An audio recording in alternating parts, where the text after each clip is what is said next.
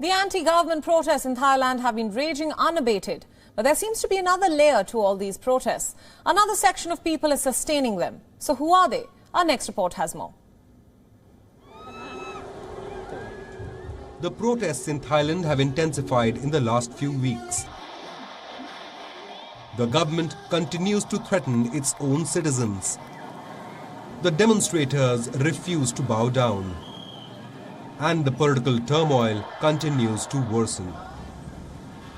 But amid the water cannon, rubber bullets, slogan chanting, and demanding Prime Minister Prayuth Chan-ocha's resignation, there is another section of people who sustain the protests.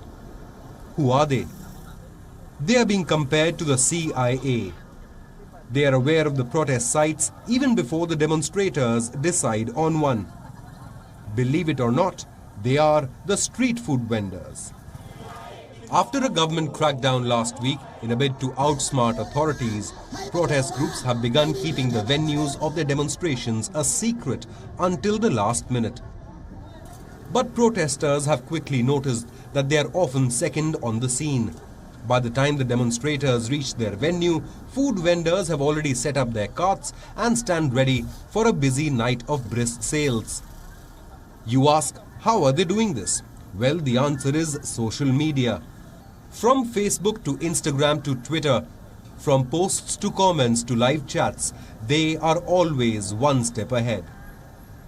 We don't come to the protest randomly. We plan beforehand and see if protests are happening today or not. And if it's scheduled for much later than we anticipate or way too far from our homes, then we don't go. We follow the protest news on every page, every channel, and read the comments and everything.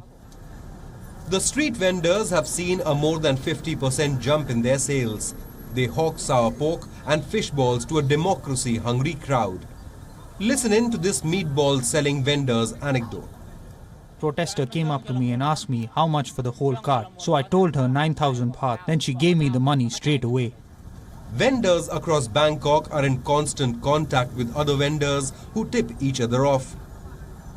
Business has been booming since the protest movement kicked off in July, with the vendors now a regular feature on the sidelines. The bonanza has also given vendors a better work-life balance, enabling them to sell out their entire carts by 8 p.m. instead of the usual midnight closing time.